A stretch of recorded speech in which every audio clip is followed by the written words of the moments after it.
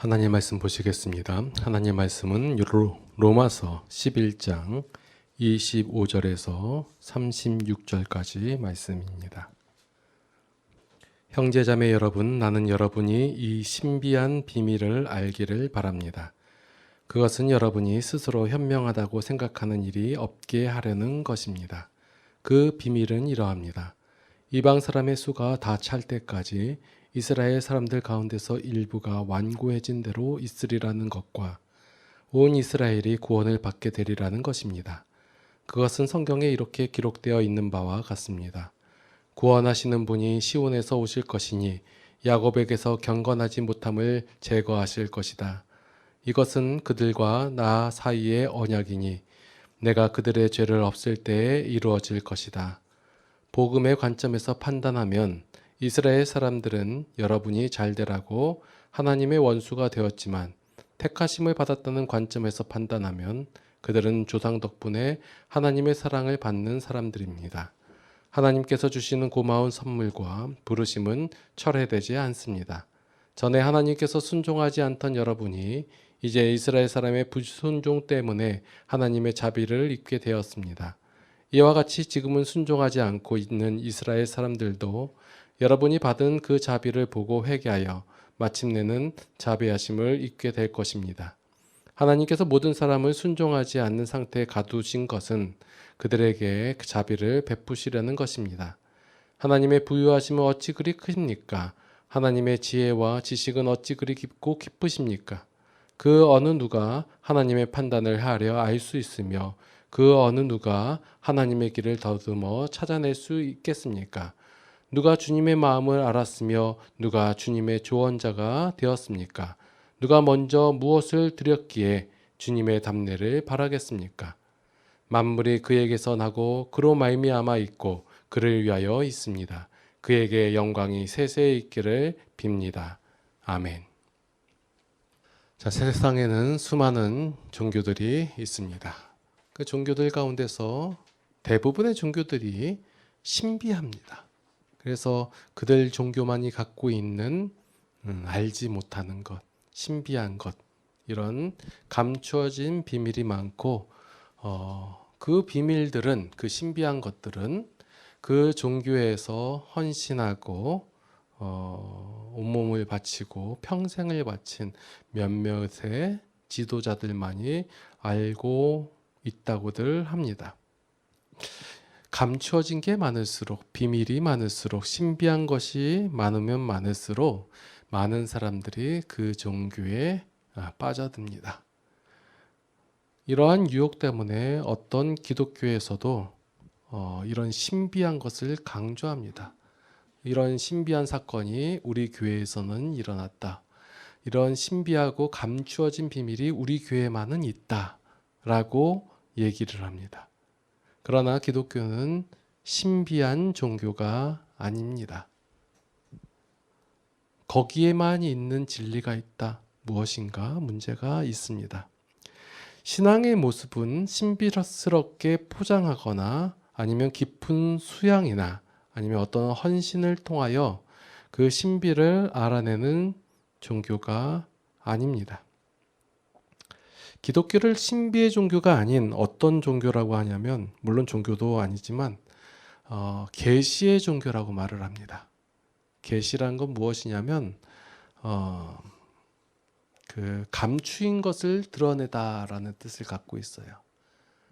안 보여주려고 감추고 너만 봐 해가지고 슬쩍 보여주고 이런 게 아니라 감추인 것을 드러내고 덮여있던 것을 들춘다라는 의미가 이제 계시라는 단어의 뜻인데, 기독교는 바로 이 계시의 종교예요.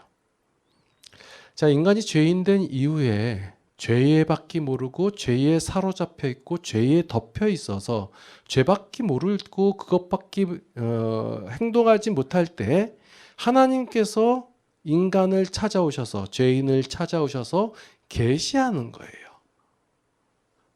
원래 덮였던 것, 가리어졌던 것, 죄로 인하여 가리어졌던 것을 드러내는 거예요. 밝히. 이게 바로 계시의 종교예요.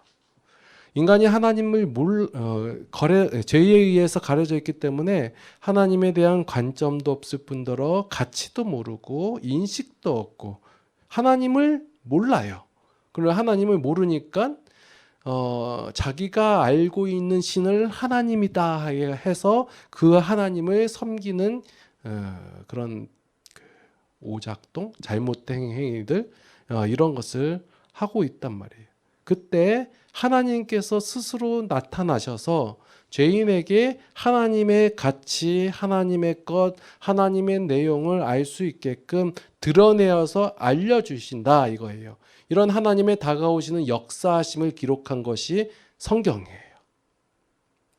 그래서 기독교에서 성경을 그렇게 중요시 여기는 이유는 뭐냐면 하나님에 대해서 알려주고 보여주고 깨닫게 하기 때문에 성경이 중요한 것이지, 어떤 성경에 봤더니 돈 버는 비결이 있더라, 장수하는 비결이 있더라, 이런 것 때문에 성경이 중요한 것이 아니다예요.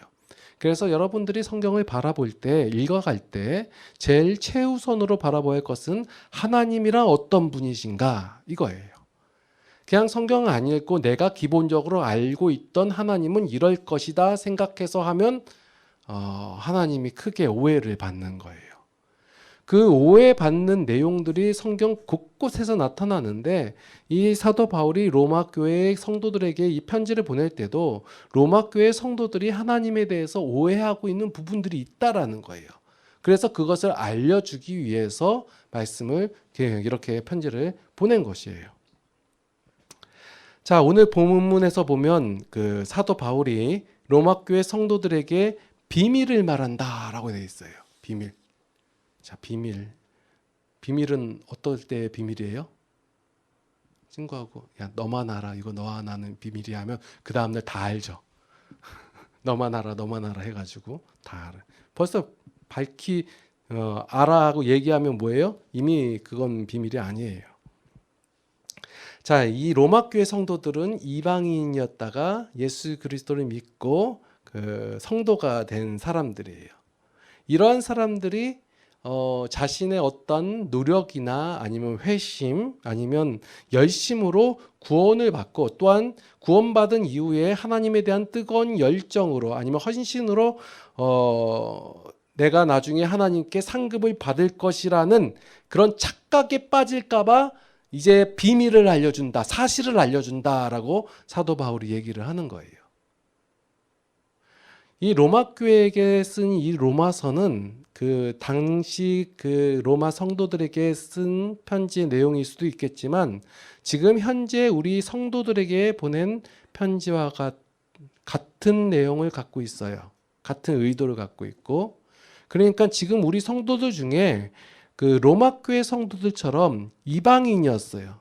하나님을 알지 못했어요. 택하신 민족인 이스라엘 백성이 아니니까 그랬어요. 그런데 하나님께서, 이스라엘 백성들은 하나님께서 선택하셨고 하나님의 것을 다 알려주셨음에도 불구하고 그들이 하나님을 저버렸거든요. 그런데 로마 교회 성도들이나 지금 우리들은 하나님을 믿고 하나님을 따르고 하나님께로부터 구원을 받은 사람들이거든요.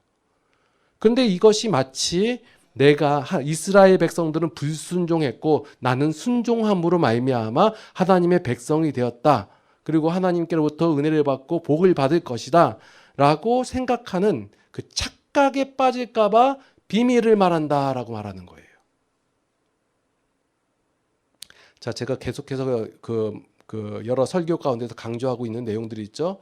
여러분들이 구원받은 것을 어떻게 해서 구원받았어요? 근데 오늘 본문 내용만 읽어봐더라도 하나님께서 일부러 마치 이스라엘 백성들이 불순종하니까 내쳐버리고, 자, 이방인들은 그래도 순종을 했으니까 내가 구원하겠다라는 것처럼 보여요. 그렇게 느껴져요. 말씀 읽어가면, 부분만 읽어가면. 근데 처음부터 그냥 바울의 의도와 바울이 계속해서 강조하고 있는 그 내용을 살펴보면 계속해서 뭘 얘기하고 있냐면 하나님의 일하심을 선포하고 있는 것이에요. 자, 오늘 본문 말씀인 로마서 11장 25절과 26절 한번 제가 읽어볼게요. 형제들아 너희가 스스로 지혜에 있다 하면서 이 신비를 너희가 모르기를 내가 원하지 아니하노니 이 신비는 이방인의 충만한 수가 들어오기까지 이스라엘의 더러는 우둔하게 된 것이라. 그리하여 온 이스라엘이 구원을 받으리라. 기록된 바 구원자가 시온에서 오사 야곱에게서 경건하지 않은 것을 돌이키겠고. 여기까지가 25절 26절 말씀이에요. 자, 여러분들이 이 말씀을 읽을 때 가장 눈에 들어오는 핵심되는 단어들이 뭘까 있을까요? 그냥 아무 생각 없이 이 말씀을 읽으면 이방인의 충만한 수라고 들어와요. 왜냐하면 우리가 이런 걸 선호해요. 우리의 본성이 충만한 그 수. 그러면 그건가? 14만 4천? 그 계시록에 나온? 그럼 그 안에 들어가기 위해서 어떻게 해야 되는가? 들어봤더니 그 안에 들어오면 전도 10명을 해야 된대. 그럼 내가 전도 10명 해야겠구나. 이렇게 생각되고 이것이 핵심으로 느껴진다는 거예요. 그런데 오늘 25절과 26절 말씀 중에서 가장 중요한 내용은 뭐냐면 이스라엘이 구원을 받으리라 이거예요. 기독교는 철저하게 하나님의 일하심을 선포하는 거예요. 하나님의 일하심으로 말미암아 너희가 구원받았다 이거예요. 하나님의 일하심으로 말미암아 이스라엘이 구원을 받는다 이 얘기예요. 그래서 강조되는 것이 29절 말씀이에요. 하나님의 은사와 부르심에는 후회하심이 없느니라. 하나님께서는 그 일하심을 선포하시고 하나님께서 행하심의 그 결과로 말미암아 우리가 이스라엘이 국류를 입은 자가 되었다라는 거예요. 그래서 우리가 신앙을 바로 깨닫게 되면 어떤 내가 하나님을 이렇게 믿었습니다. 내가 이러한 역경과 시험과 환난 속에서도 하나님을 믿고 의지했습니다. 내가 이러한 사정과 이런 환경 속에서도 하나님을 믿고 구원을 받았다라는 그러한 자랑이 아니라 감사가 나올 수밖에 없다라는 거예요.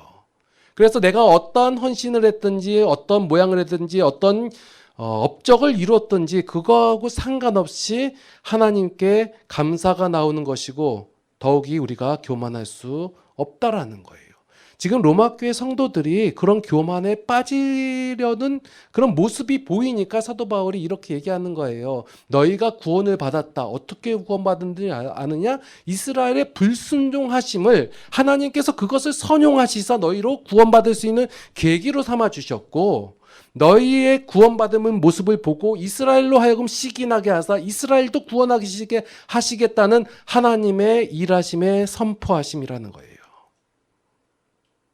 이스라엘이 불순종한 것, 하나님의 뜻을 따르지 않고 여전히 죄의 모습과 죄의 방법으로 살아간 것, 이것은 그들의 선택이었지만 하나님께서는 그 이스라엘의 불순종을 선용하시사, 이 선용하는 단어가 기독교에밖에 없는 것 같아요.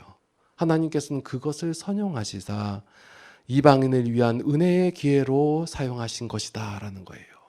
그러니 너희가 믿고 의지하고 하나님을 알게 되고 이러한 모든 것이 그것이 너희의 어떤 자랑이 아니라 하나님의 은혜다라는 것을 다시 한번 설명하고 있는 것입니다. 하나님께서 이 32절 말씀 볼게요. 하나님이 모든 사람을 순종하지 않은 가운데 가두어 두심은 모든 사람에게 긍휼을 베풀려 하심이로다. 자, 이 말씀을 읽으면 우리가 어떻게 생각하냐면요. 이거 저만 그렇게 생각하는 게 아니라 하나님께서 긍휼을 베풀려고 순종하지 않은 데 가운데 가두어 버렸다. 그러니까 사람들로 하여금 완전히 순종하지 못하게끔 둬서 그걸 빌미로 삼아서 하나님께서 긍휼을 베푸신다 라고 이해가 된단 말이에요.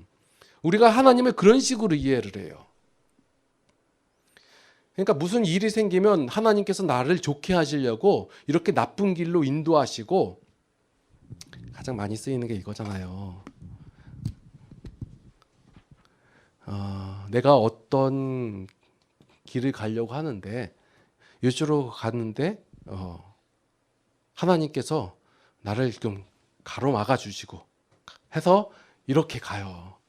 그러면 이런 그 힘든가 어려움이 있어요. 그런데 하나님께서 결국은 나로 하여금 영화롭게 하시고 좋게 하셨다. 이게 우리 일반적인 생각이고 하나님에 대한 반응이에요. 그렇지 않나요? 그래서 요 말씀 보니까 모든 사람을 순종하지 않는 가운데 가두어 두셨다. 이 가두어 두었다 해가지고 하나님께서 가로막아 가지고 순종할 수 있는데 순종을 못하게 하고 힘들고 어렵게 해서 연단하고 단련하시사, 그래서 하나님께서 정금같이 만드셨다. 또 연단 단련하니까 욥기서 말씀 생각나시죠? 그럼 욥기서 말씀 한번 가볼게요. 38장 한번 볼게요. 욥기. 다음번에 구약을 욥기를 한번 해볼까요? 요즘 공부도 안 하는데. 욥기서 38장.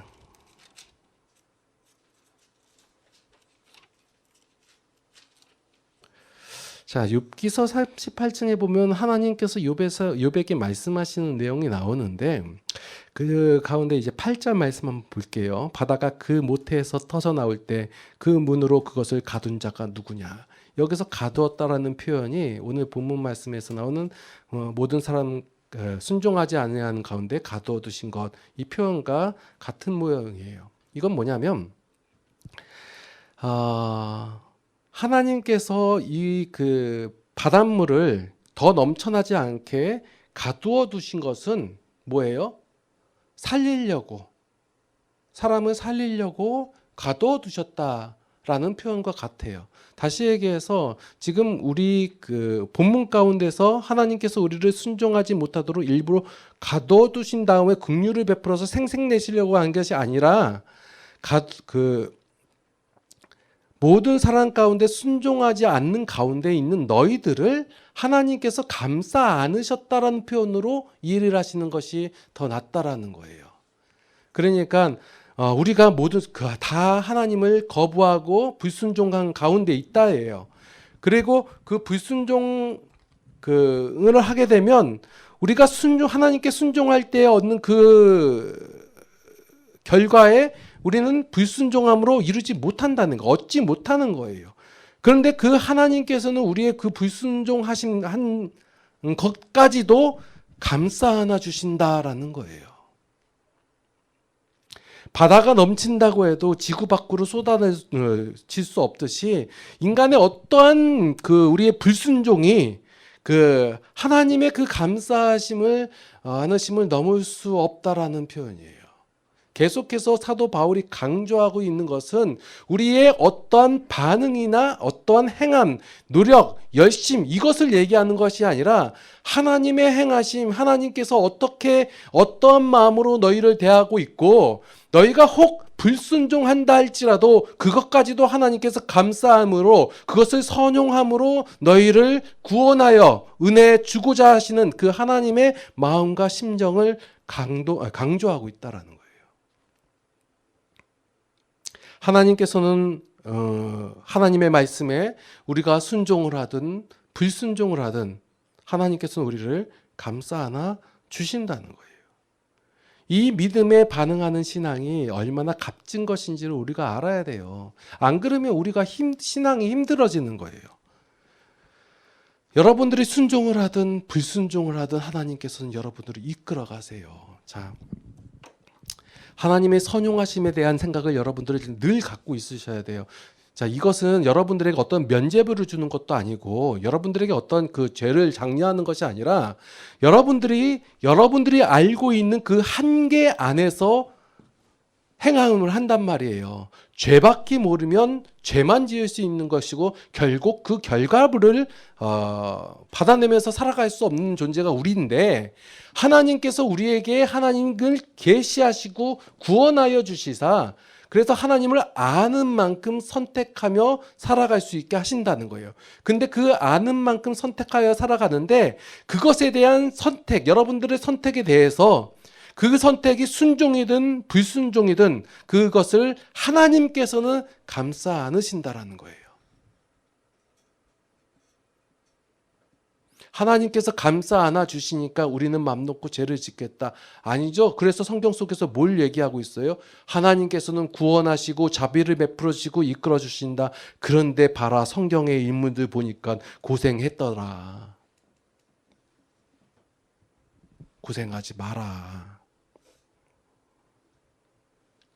여러분들 신앙이라는 건 뭐냐면요. 여러분들이 이렇게 하나님에 대해서 불순종하고 할지라도 하나님께서 나를 감싸 주시사 내가 어떠한 실패를 하고 어떤 어리석은 행동을 할다 할지라도 우리가 하나님 품에서 하나님의 감싸는 품에서 벗어날 수 없다라는 그 생각, 그 확신, 이것이 신앙이다라는 거예요.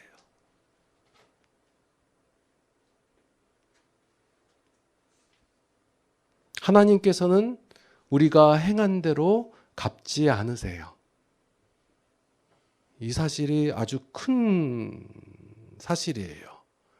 여러분들이 행한 대로 갚지 않으세요. 이 말씀에 안도가 되시나요? 아니면 불편한 생각이 나시나요? 불편한 생각이 나신다면 굉장히 열심히 온 마음과 정성을 다 바쳐 하나님을 섬기시는 분이실 것이고, 안도가 된다면 저와 같겠죠.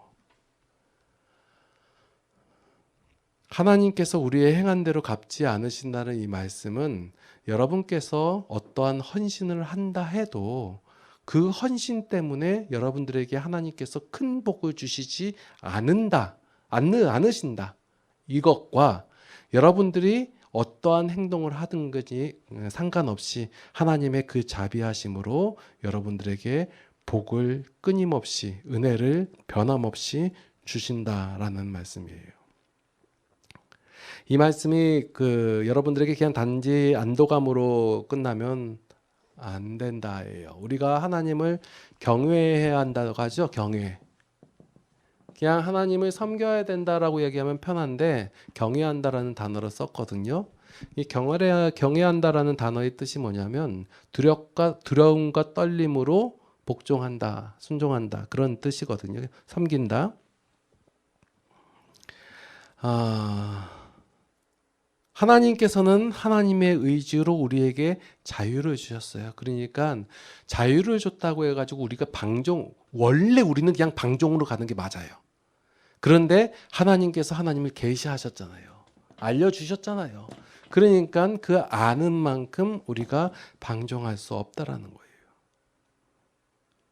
그래서 우리가 구원을 얘기할 때, 은혜를 얘기할 때 그냥 말로만 하나님께서 은혜를 주셨습니다, 모든 게 다 내입니다 얘기하는 것으로 끝나는 게 아니에요. 우리는 우리 하나님을 경외함으로 섬겨야 된다는 거예요.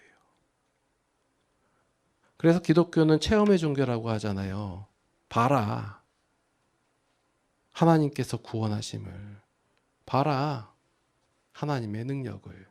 보라 얘기하면서 우리 그 근거를 뭘로 얘기해요? 내가 하나님께 열심을 냈고 내가 이렇게 성공을 하고 내가 이렇게 잘 됐지 않냐를 보라는 게 아니에요. 보라 하나님의 구원을, 보라 하나님의 능력을. 이게 어디 나와요? 출애굽기 14장에서 나오잖아요. 어디예요? 나일강인가요? 거기 앞에서 그 이스라엘 백성이 다 죽을 척일지에 있을 때 너희는 가만히 있어서 하나님의 하나님됨을 바라보라. 그냥 보라 이거예요. 보라 하나님의 능력을 뭐예요? 하나님께서 역사하시고 일하신 걸 봐라 이거예요. 그게 우리의 신앙이에요. 자, 하나님의 지혜와 지식의 풍성함을 헤아릴 수 있을까요? 자, 오늘 본문 마지막 절 살펴볼게요. 자, 누가 주의 마음을 알았느냐? 누가 주의 모사가 되었느냐? 누가 주께 먼저 드려서 갚으심을 받겠느냐? 이거예요. 세상 사람들은 전혀 헤아릴 수 없어요. 그런데 우리가 할 수 있어요. 우리가 헤아릴 수 있다라는 거예요. 왜요? 어떻게 해요? 왜냐하면 하나님께서 다 보여주시고 알려주시고 나타내 주셨기 때문에 우리가 할 수 있다라는 거예요. 죄밖에 모르고 죄만 지을 수 있는, 그것만 알고 있는 우리가 이제는 하나님을 찬양하고 하나님의 역사를 알고 있다라고 고백하고 있다라는 거예요. 이것이 하나님의 은혜예요. 여러분들의 힘듦과 어려움과 고생 속에서 하나님께서 건져주신 것도 하나님의 은혜이지만, 지금 여러분들이 하나님을 찬양하고 하나님께 예배드리고 하나님의 역사하심을 알고 있다라고 고백하는 것, 이것이 바로 하나님의 은혜라는 거예요. 자, 35절에 나온 말씀, 누가 먼저 주께 먼저 드려서 갚으심을 받겠느냐? 누가 하나님께 먼저 드릴 수 있습니까? 없어요. 이런 방법 없다라는 거예요. 그런데 우리가 지금 하나님께 그러고 있다라는 거예요. 이것이 바로 하나님의 은혜다라는 거예요. 우리의 우리됨이 바로 하나님의 역사하심으로 말미암고 우리의 나오는 이 지혜가 하나님으로부터 말미암고 우리가 받은 그 은혜가 하나님으로 말미암아 된 것이다라는 거예요. 이 신앙의 고백은 내가 이러이러하게 했더니 하나님께서 나에게 이렇게 복을 주셨다가 아니라 하나님께서 나를 긍휼히 여기셨다예요. 그 긍휼히 여기심의 근거가 하나도 없다예요. 왜요? 하고 물어봤더니 그냥 그걸 이해할 수 없는 사랑이라고 얘기해요. 긍휼히 여기시사 하나님께서 구원하셔서 구원하시고 땡이 아니라 이제 나와 동행하시고 계신다라는 거예요. 내가 그냥 가고 있는데 하나님께서 하나님의 길에 나를 끌고 가는 것이 아니라 나를 구원하여 주시고 건져 주시고 그리고 내 갈 길 가는데 거기에 하나님께서 동행하여 계시고 동행하시는 것으로 끝나는 것이 아니라 나의 어떠한 순종과 불순종의 선택 가운데서도 그 모든 것을 감싸 안아 주심으로 하나님께서 선용하여 주신다라는 거예요. 이것을 알게 되었을 때 모든 영광이, 자 오늘 말씀 마지막에 이는 만물이 주에게서 나오고 주로 말미암고 주에게로 돌아갑니다. 그에게 영광이 세세에 있을지어다. 아멘. 모든 영광이 하나님께 있음을 찬양하는 것으로 나타나게 되어진다. 기도하시겠습니다. 하나님, 우리에게 하나님의 모든 것을 보여주심에 감사를 드립니다. 우리가 하나님을 모를 때, 알지 못할 때, 여전히 죄 가운데 사로잡혀 있을 때 하나님께서 먼저 우리를 구원하여 주시고 하나님의 모든 것을 보여주심에 감사를 드립니다. 그럼에도 불구하고 우리가 아직 죄의 습관에 빠져 죄의 모습이, 죄의 모양이 더 좋아 보여서 그대로 따라갈 때가 많이 있습니다. 이러한 저희들을 꾸짖지 아니하시고 불쌍히 여기시고 긍휼히 여겨주시사 우리의 모든 상황과 상태를 선용하여 주시는 그 하나님의 은혜에 감사를 드립니다. 그 하나님의 은혜를 이제는 날마다의 삶 속에서 인정하며 고백하길 원합니다. 하나님, 저희들을 붙잡아 주시옵소서. 이제는 우리 주 예수 그리스도의 무한하신 은혜와 하나님 아버지의 극진하신 사랑하심과 성령님의 감화 감동 교통 인도 보호 역사하심이 이제 하나님 안에서 하나님의 감사하신 않으심으로 말미암아 그 평안과 자유의 삶을 살아가는 모든 성도들 머리 위에 이제로부터 영원토록 함께 하시옵기를 간절히 축원하옵나이다. 아멘.